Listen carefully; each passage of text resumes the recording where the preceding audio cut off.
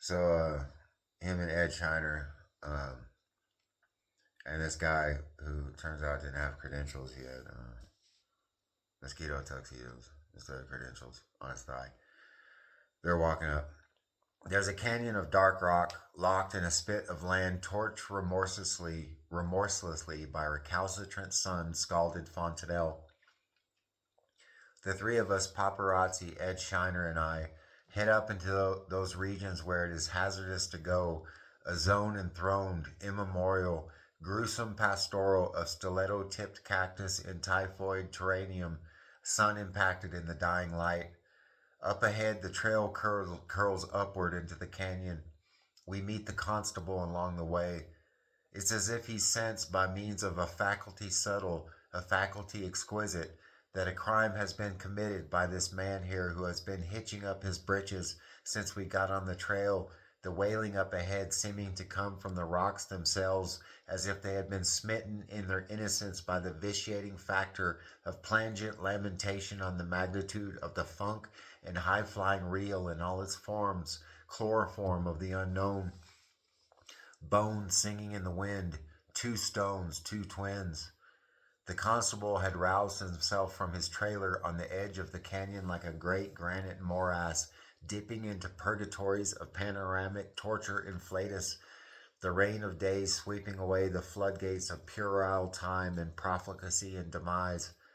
That is to say that the constable, a fat man who can't seem to put on his pants all the way, leads the way, followed by paparazzi Ed Shiner and myself.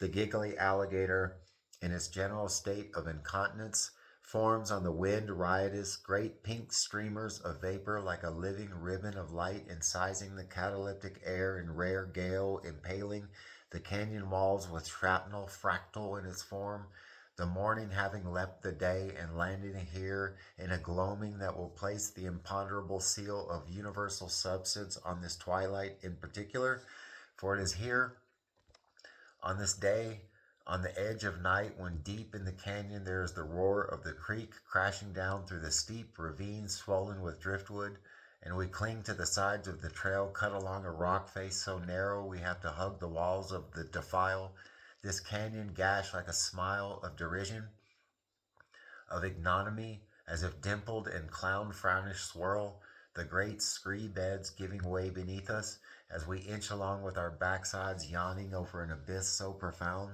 that the constable moans like a loamy sand fed this thing called baloney, only to make the clearing 1,000 feet higher than we began, at the top of the canyon where stretching to the west the land is being tipped into the great pastel mandibles of a dusk husky amongst the orders of spectacle and gore. And when we reach that high place harassed by a wind that seems generated in the ringed, pulsating bowels of vortex whipped like loopy laser beams into the most astonishing patterns, the electricity making livid the plain in rapidly forming moonlight and reverse dawn coalesced, crackling like manacles being popped open one by one, and just as it seems as though the horizon will snap in half and deluge all of existence with a tsunami wave of magma light, spliced into infinite imbecilities benighted by skies obliterating, and having thus swept like a fire over harlot night's suicidal bosom, ballooning with every draw of her nebular breath, the nescience inherent to the aberrant forces formless on the brink manifest like specters extruded from the skin of the counterfeit air. Ed Shiner hands paparazzi a white sack larger than a pillowcase, the kind of sack a large quantity of chicken feed would come in. Without a word, paparazzi steps into the bag and with a cord tied fast, Ed Shiner, as if she had just taken down a calf at a country rodeo, makes short work of the bag's top, sealing it tight, and I kick paparazzi over the edge of the cliff, and he falls 30 feet down the side of the mountain before being snagged on a crag. Who is Mr. Fan? Moaning horribly but showing no signs that he won't revive, paparazzi tells me that if I want to find Mr. Fan, he needs to visit paparazzi's new restaurant 4 squares to the south. Ask for Cindy Cybercrier. The coyotes are a colossal, slobbering operatic.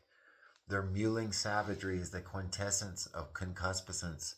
I can see their eyes on the slopes of the canyon, incommoding the air with the most frightful and hair raising cries.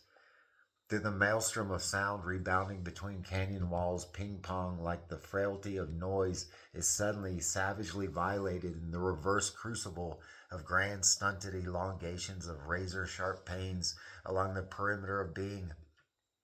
Out beyond the thirsty nebulas and the seesaw moons and lost calypso, along routes carved into the sticky black cartilage of interstellar space, I can discern above the coyotes and ghastly accord, enormous noise voiding through the deeps where the very stones are dying.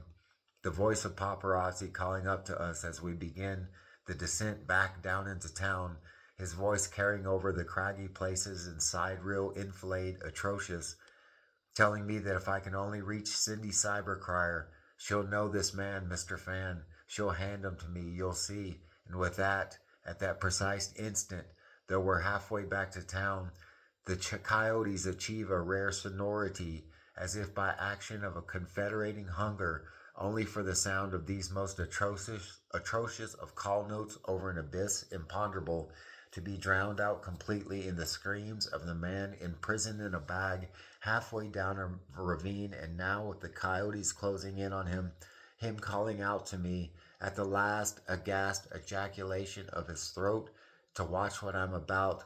My drug highs are being siphoned off the top and straight into some ailing buzz out there, its bizarre existence sustained by strange technologies. That's it.